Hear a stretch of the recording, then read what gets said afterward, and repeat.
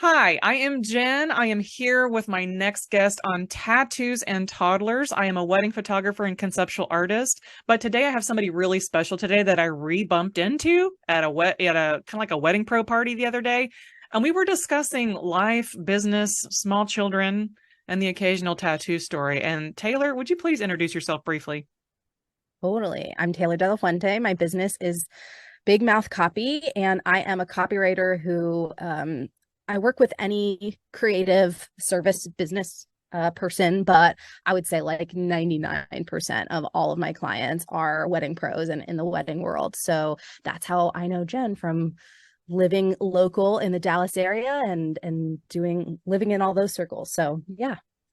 Absolutely. And I believe, if memory serves me correctly, that we did meet on Clubhouse somehow. And then we all met at a networking event that I believe Chevy hosted. And then I was like, oh my gosh, I know this person. And then I know this person from Yeah. Clubhouse. So it was one of those transition periods where I was learning to meet new people again. And I really loved a lot of y'all's talks on inclusivity and language and things that go along with copywriting. So it was super cool to see you again at the party because we were discussing how it's like to now be a parent Yeah. in this world where we're running businesses. And you said your baby was 10 months old now?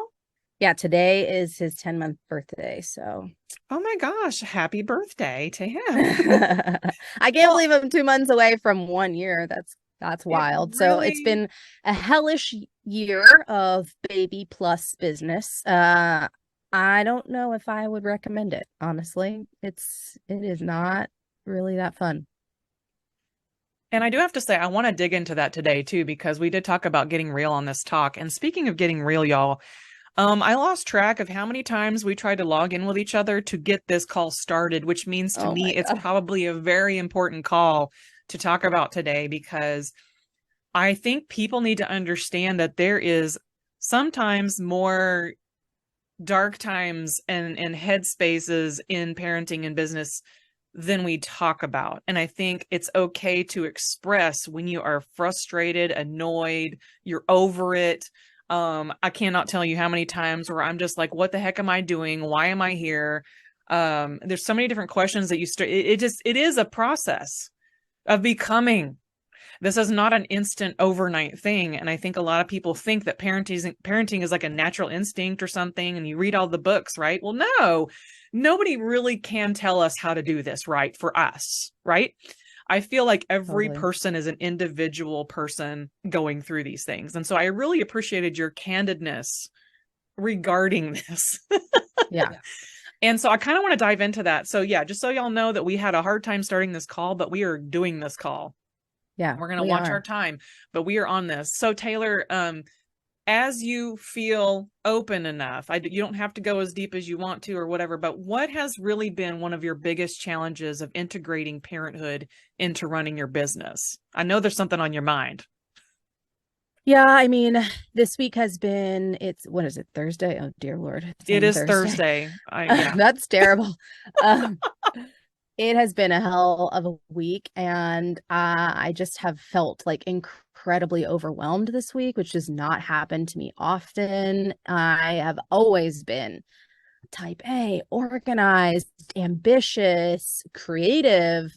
Like, not only do I have the ideas, but I actually have the drive to like go out there and make them happen. And then I had a baby, and it was like that entire identity has just been like squashed by this little 15-pound nugget. Like, how is that even possible? I don't know. But there is a word that I have come across in this postpartum period called matrescence, which I don't know if you've ever heard before, Jen, but it No. sounds like adolescence.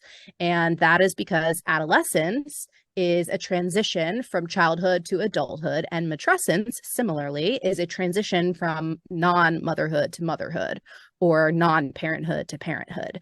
And I love that that is a word, that is a thing, because I feel like yes, this is a legitimate transition, and it is a bumpy one, y'all. Just like you think back to your teenage years of going from preteen to teen or teen to adult, and like adulting is hard and parenthood is freaking hard, and especially when you have a business. So anyway, I mean, I've been living in this like matrescence period, I feel like, not very gracefully, similar to an adolescent going through that transition. It's kind of awkward. It's a little bumpy, not always awesome. And I think the biggest, hardest thing for me has been like there's two like versions of the same problem, which is essentially like, how do I grow my business and my baby at the same time? But like on the logistical side, that is, I am running a full-time business on part-time hours. And on the more emotional side, that is like, who am I if I am not a business owner in the way that I was and have been for all these years and want to be in my head? So it's like the emotional and the tactile versions of the same problem, which is like, how do I do both? And I don't want to say that you can't do both, but like, you can't do both in the way that you would think that you could, or the way that I thought that I could. I thought like, oh, no problem. Like right now I'm at the office, I have childcare. So I left home, came to the office, which is literally 5 blocks from my house. So I can walk here like very easy. And you'd think that I'd be able to just turn it off and turn it on. And like, you can't, because even when you're at the office, now I've got a pump. Now in the early days, my husband would call me and be like, what the hell do I do about this? And all of these things. And even if it was a perfect day where none of those things happened, my brain just doesn't work that way anymore. Like as a creative person, I know you get this, Jen, like as a creative person, I need a minute to like gear up and get going. And then once I get that momentum, work time's over, got to go home, and I'm back on baby duty. Ugh. Hey, I'm just going to breathe right now because, yeah, it is an identity crisis of Absolutely. so many levels. And my first year, and I know you're in your first year, the first year was, how the heck do I take care of myself? Oh yeah, that's not even How the heck do happening. I take care of a baby? And how the heck do I actually, we have this identity and we can't help it. We love working. Let's Oh just yeah. be honest. I think, Taylor, you're similar to me. We love Oh, our I love job. it. We love serving people. We love getting creative. We love talking. We love solving problems. And I'm like, that part of me never went away. And I was married for over 12 years before I decided to have a kid. You know what I mean? It's like, and I knew going into this parenthood that I didn't want to lose myself, but you almost can't help but shift your identity of who you thought you were into who you are now. And even that's going to change 6 months from now. Cause I don't know if anybody's told you, Taylor, but these little kids, man, every 3 months, it feels like another level of achievement for them to grow. And they just grow and grow and grow and grow. And then, but that also means that we're shifting at the same time. So what worked in one year will not work in the next year after. And their needs are different. And even right now, I'm in the middle of kindergarten and first grade. And I'm sitting here thinking to myself, oh my God, this is my first real summer break. She had her first year of school, like first year. And I'm like, she's going into first grade. And I was like, how am I going to shift when school starts? I have to shift all over again. And so this is a really great conversation because I didn't have a lot of people giving me this information. You know why? Because I didn't have any people they're running their jobs and raising small children. I didn't have anybody share this part of that life with me. Yeah. It's like unless you have an example in your life that you can run to ask questions, like nobody has the answers. Yeah. You're Can either we working just 9 to 5 or you're running a business or stay at home parent or whatever. Yeah, I mean, let's just pause there and just Yeah. be honest and say, like, this shit is lonely. I don't know if I've ever felt Very lonelier in lonely. my entire life.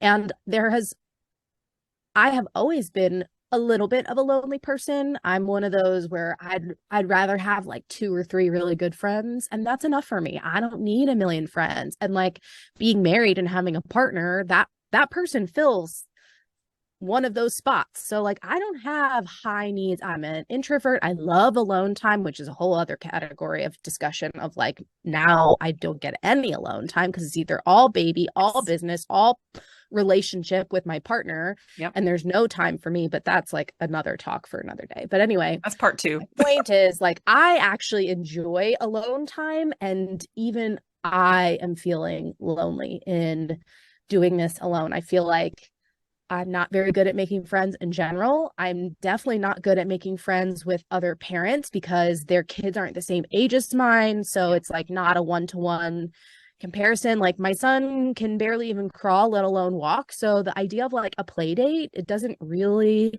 exist. And of course, everybody has their own work life, family schedules, whatever. So it's really hard to even logistically schedule something. And then when you finally do, Somebody gets I don't sick. know. Let's just be Exactly. honest. Somebody Somebody gets gets sick, sick. or you're just like so exhausted from feeling like you complain all the time that you Yeah. just like avoid the conversation to just try and turn it a negative into a positive. But that doesn't mean that the negative feelings just go away. And so it just No. continues to bottle up and all this loneliness and blah, blah, blah. It's terrible. Oh my God. Like you're so speaking my language, which is why I'm so glad we connected this week because you were exactly what this podcast needed this week. And I think I needed to also discuss this stuff too, because yeah, nobody talks about how lonely it really is. And I know that had I not had somehow, by some miracle, I still don't know how, I found this little moms group that we kind of all had kids in the similar age ranges where I could ask a lot of questions because God knows I had questions. Like, how do I even do this baby wearing thing? I don't even know how to do it, much Yeah. less, breastfeeding for 15 months, which was actually great in that first year too, because I was traveling still. Because that's the one thing I did in my first year is that I kept a tiny little bit of my identity where I scheduled myself to go to a photography convention. So it's like Ooh. I was able to have somebody come with me that was able to care for my kid while I was attending classes. And then you know what I did between classes? I was either feeding her or pumping or doing something Yeah. that was just for her. And then I could go off and be me. And there is something to say about that separation. And I don't Mm-hmm. understand people that can't separate from their kids and their spouse and be okay Oh, being alone. Like, that's not me either. I can't. I have to be away from you all. And I was like, I love you so much, but I really need to be away from you for like 3 days and I'll call you yeah. in 3 days. And I know that not everybody can do that, Yeah. especially in this first couple of years where they're very highly dependent on you. And I remember the first time that I finally got to go out, and I got to be real honest here. You're going to love this one, Taylor. Yeah. But Mm-hmm. 3 weeks after I had my C-section, I ran off and second shot my own wedding that I had booked because I was just desperate to be there, but I did not plan ahead for anything body wise. So Yeah. I was in the bathroom trying to relieve my poor boobies from exploding because I didn't prepare. I had no idea. Well, how could you? You don't know what you don't know. No, And so, and this was only a few hours away, right? Like I'm only Yeah. gone for maybe 5 to 6 hours total, it felt like. And then I was Yeah. just in agony. Yeah. And I'm so glad that the lady that I hired really did a great job. So I didn't stress out, but I really wanted to be there. But that's just the one thing as a new mom, you're like, I'm just gonna run do the thing, but your body won't let you do the thing. Yeah, no, it's terrible. I think it took me 4 weeks of maternity leave before I was like, I got to do something. I feel my brain dying. Like my Yes. brain cells are Yeah. just evaporating into thin air. Like I downloaded one of those stupid puzzle games on my phone, which I am Yeah. not a game person, because I was like, at least I'm using my brain cells for something versus just like endlessly scrolling on Facebook or Instagram or TikTok or whatever, like watching these stupid videos and going nowhere. I'm like, at least if I'm doing like Scrabble or something, my brain is like kind of getting some exercise. But it took me about 4 weeks before I was like, I need to do something intellectual or I am going to die. Yeah, and I feel you on that. What's really funny is I still have when I was on Snapchat, one of my first videos of Miracle napping on me because I don't know about your baby, but Miracle wouldn't take naps off of me, so that was agonizing to not have that alone time, even that physical, Oh I yeah. just everybody get off of me. Girl, I Yeah. was watching Survivor. I binged probably like 10 seasons of Survivor. Oh yeah. In the early days when Leo was a newborn and Yeah, would actually sleep, granted he needed to be fed every 2 seconds absolutely. and needed to be held, which he still needs to be held, but I actually, he would actually fall asleep because he was a newborn. So I was able to sit on the couch in the living room and on a real TV watch Yeah. old episodes of Sex in the City or whatever and feel like, okay, well, at least this is kind of entertaining. But, they hit some of those sleep regressions. They transition from babies to like normal adult sleep cycles. Yeah. And now if you make a noise, he wakes up like anybody else. And so I have to be quiet. Like I can't. So I'm in there like watching reruns of Super Nanny on my YouTube on my phone with captions because I can't listen to the audio because I still somehow have not figured out like, oh, I should bring my headphones with me. So oh yeah, he refuses. We got the nighttime sleep in the crib thing down, Yeah. which I was at the beginning when that happened. I was like, oh, that's enough. Like even just something would be better than nothing. And I did feel that way for a while, but now it's been a couple of months. I'm like, I got to get the nap thing under control. I cannot hold him for another nap. It's not good for him. Like not only is it not good for me, which is where a lot of that's coming from, it's also not good for him because, as I just said, noises, sounds, like if I sneeze, which is going to happen, it wakes him up. And now he should have gotten an hour-long nap and he only got 20 minutes because mom sneezed in the middle of it. So, I mean, it's not good for him either. Like we both need our space. He needs his rest. I need my rest, even Yes. if it's like just a physical rest. I'm not actually going to sleep, but like I'm just not holding him every 5 seconds. So I really don't know how to solve that problem. He is so freaking stubborn. He's definitely my kid. Yeah, and that's another thing too. Like I find that when we become parents and our little DNA is staring back at us, and I'm just talking about those of us who are able to have something out of our body that has our DNA in it, and you look at them and you're like, holy crap, that's my face looking back Yeah. at me. And then you start to see these little personalities develop. And yeah, let's just say the creativity is exploding out of my child because she's only by honesty, she's going to be very creative. But I'm also married to an engineer, so anything is possible. At Yeah. this point, her personality feels like it's in between. She's not necessarily full introvert. She's not full extrovert. I'm in the middle. Zach, I feel, is more introverted, even though he talks to more people than I do in a day. Yeah. But balancing all of this, like in your situation right now, I know you said this was a pretty overwhelming week for you.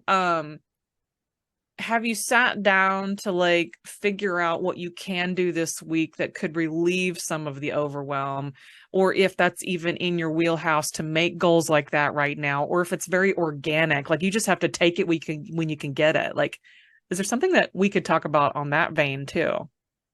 It's it's complicated and I think every person is different. And so Yeah. part of the solution to that problem is knowing yourself. So like part of the reason I was overwhelmed this week is because I had a lot of appointments. Like I had 3 self-care appointments. I had a facial scheduled, a manicure scheduled, and like a massage scheduled, which Nice. those are things that I do like once a month, and it just kind of happened. My birthday is tomorrow. So it just so happened that I scheduled them all this week thinking, oh, wouldn't that be so nice for me to spend a little bit of time on me because I never do that and do all of those things. But they were adding to the stress because now it's like, well, anytime I schedule anything, it has to happen during my 4 hours where I have childcare. Like I watch Leo half the day, I get childcare half the day. So that's my work time or get my haircut time or take a nap time. Like whatever I choose to do happens in those hours. So obviously, as a workaholic and a business owner, what I want to do is go to work. Mm-hmm. But then there's also like, well, yes, but also I need to take a break and take care of myself, which is why I schedule these appointments. But now, sorry, that was my pumping alarm. That'll have to wait. Just being real. Yes, Um, she brought the real people. we'll hang up and I'll start pumping. Anyway, but it's just one of those things where I thought that scheduling the time to take care of me would actually be taking care of me, but then I felt really overwhelmed this week and I was like, okay, I have to cancel some things. What am I going to cancel? I'm not going to cancel taking care of my baby. That's a core responsibility. I'm not going to cancel working. I have clients who are paying me and trusting me, and I'm going to take care of them. So what am I going to cut? Taking care of myself. So guess who canceled her massage and we'll have to do it another time. I don't know. Like, it's really freaking hard because you're like, well, how am I supposed to do all that other stuff if I'm not taking care of me? And that's a great freaking question. I do not have an answer because I feel like it's like I could only do two things. And so therefore the third, fourth, fifth category of stuff is going to get dropped. And the most control I have is choosing what are those two things. And it normally is baby and business, which means mommy, Tay, falls off. Yeah, and I think a lot of us can appreciate that because we do it too. Yeah. I don't have a 10-month-old. I don't have to do the pumping thing anymore, but I still put myself on the third and fourth rack. Okay, yeah. I just might as well just write myself off and not give myself, like, even this week I was back and forth in my head. Like, I have opportunity to have some downtime. And what did I do? I don't know, open up the computer and just keep on working. Yeah. I had an opportunity to have some downtime on Tuesday night. And what did I do instead? I drove an hour in Dallas rush hour traffic to go to that party where I was reconnected with you. So which is great. Which is great. Like, I chose to do that even though I was feeling overwhelmed in as early of the week as Tuesday, because I was like, when's the last time I went to a networking event where I felt like I was filling my personal cup and my business cup?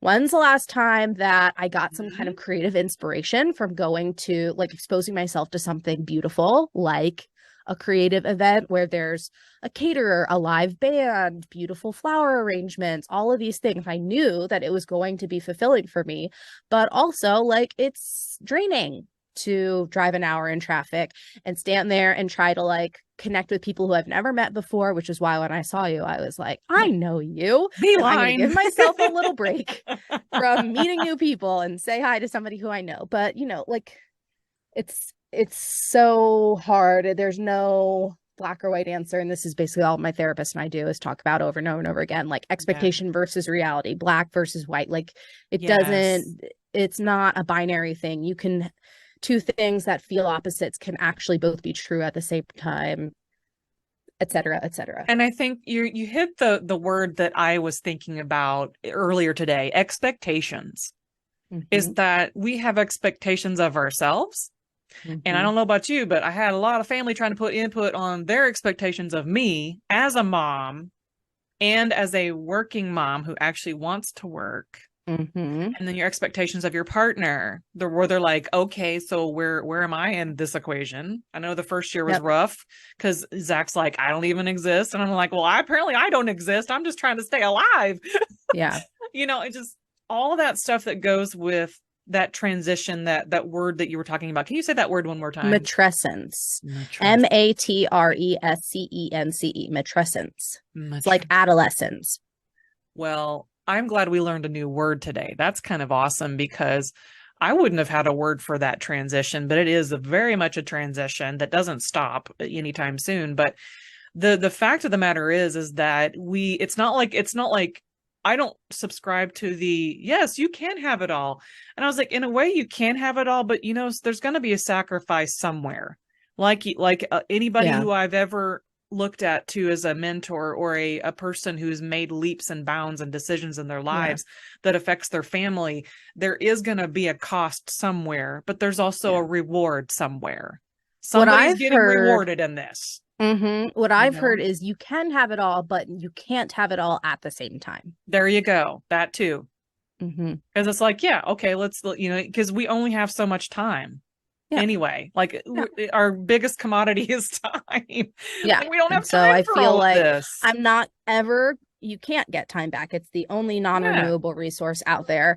I value having the time with my son, and I think that's important for him. It's important for me. So it's something that I'm prioritizing, but it doesn't mean that I don't second guess that prioritization every day. I don't sit there and go, why don't I just put him in daycare? It would be so much easier if somebody else would do this. Like, why don't I? And for the people who make that choice, great. I love that for you. Yeah. Many times I wish I was you. It's just a personal choice that I made to, at least for right now, like I want to take as active a hand as I can in raising my own child, but I don't know how long that's going to last, especially if I can't regain some control on my own schedule or making priorities and putting myself, taking care of myself again, because that's what's going to happen is I'm going to burn out Yeah. professionally and personally. And And then where are we going to be? Nowhere. yeah. Rock And bottom. that reminds me of I think we all have a point where we know that we need to make some shifts and changes. And I know for me, my first shift in that first 2 years of her life was, it sounds so similar to you. Like, I'm going to be hands-on all the way. I gave myself a break in the first year, meaning I wasn't hustling as hard as I was in the past. But once I get into that second year, I was like, I really feel like I want to get out there and get my running legs going again, and not Mm-hmm. physically, like get Business running legs. Mm-hmm. running in my head again, and letting myself dream again, and letting myself be creative. And it's not like I didn't do that in the first year, but you don't have time to like execute everything you want to do. You have to be very picky and choosy sometimes, depending on how your life is set up. So I remember the first time I decided, as I was like, Zach, I've got to put her in Mother's Day out. I really need a break. And obviously this is before lockdown. So I had the house all to myself, and it was the most beautiful thing ever. And so now that we've all walked through lockdown together, our lives at home look different now. So, again, I'm blurring out my husband's office behind me, but like we now share the office. So I feel like I'm kind of back in this place where I just want to be alone, but everybody's home. Mm-hmm. Except for this week, my husband's out working, which is awesome. But it's like it's one of those things where there's always going to be some kind of a shift, as they grow, as we Mm-hmm. grow as parents, and their needs change, our needs change, and with this ever changing world. Actually, I quoted this the other day. I rewatched a talk I did on something, and I was quoting from Star Trek, and it was Spock said something like, change is the essential process for something. And I was like, well, he's right. Like, change is a constant. It's always a Mm-hmm. constant. And then some of those books that they tell you to read says, be like babies. They like change because you're Yeah. constantly changing their dang diapers. Mm-hmm. So anyway, so as we wrap up today, I just saw our little notice come through, but Yeah. as we Mm-hmm. wrap up today, is there anything that we want to leave people with today? I know we've covered a lot. We've covered a lot of real talk with being a real parent in this time that you're in, and I'm in a different season, but your season right now. What would you leave listeners with today as you're discussing parenthood mixed with running your business? It's so hard to give advice because I'm like, I wish somebody would just give me some advice. Like, who am I to be giving advice? I feel like I'm messing it all up and it's terrible. I guess something that I am trying to work on that I would encourage other people to work on is resetting your expectations and trying to align them with what is more realistic. Every person's individual definition of what's realistic for them is going to be different, and your family situation in your life, how much money you have to hire help, how much family you have around for, childcare help, how many people on your team you have for business help. I mean, all of these things, we can't do it alone. I don't have the answers. I don't think you have the answers, Jen. Nobody has the answers. So it's just, what can you do to try and find the answers for your family, and also being open to the answers changing as the problem or the question changes. I'm not going to pretend like I'm feeling like I'm doing a great job at that right now, but I am trying. So I think that was the perfect kind of encouragement, though, because this kind of podcast and these kinds of personal stories is really meant as an inspiration for people to find in their own lives. It's not about a recipe to follow. It's not about, here's 5 steps to do this. It really is. Let's share each other's stories and share each other's lives, because whatever we're walking through, I guarantee you somebody else is going through it right now. And somebody who's even listening right now will be like, you know what? I'm really feeling Taylor right now. This is Mhm. me. That was me. And that's why I started this podcast, is because it was me. It was totally me. I could immediately transport myself back to that first couple of years and Mhm. how it felt. And it doesn't leave, well, at least it doesn't leave me. It's an important part of our transition in our life and business. You know, you're going Mhm. from, again, no non-parenting to parenting, and then you're like, well, how do I work my business into this? Yeah. But I love the fact that we love our work so much that it continues to be integrated into our lives as a whole. And I think that's the point that we're driving home today, is that it's not about you can have it all. It's about how do you make your life amazing and wonderful and find that happiness that some of y'all are craving right now. And some of y'all are working the 9 to 5 job and miserable, and some of y'all are working the 9 to 5 and super happy. So just find what works for you, apply it to your life. And then I really love that we ended it with setting those expectations, because Lord knows it's okay to do that. It's okay to have expectations and then also shift them. Mhm. All right, y'all. So I'm so glad, Taylor, that you could join me again for another episode here on Tattoos and Toddlers. It's been so wonderful to reconnect with you and have you share part of your story, because I really, really resonate with what you're walking through. And I'm glad that we got to do this today. Yeah, me Despite all of too. our starts and restarts, it was amazing. No, me too. Because again, like we said, it's lonely, and so It's it's really lonely. really nice to find somebody else and to feel a little bit less lonely. So thank you for having me. You're very welcome. And with that being said, I will see you on the next episode.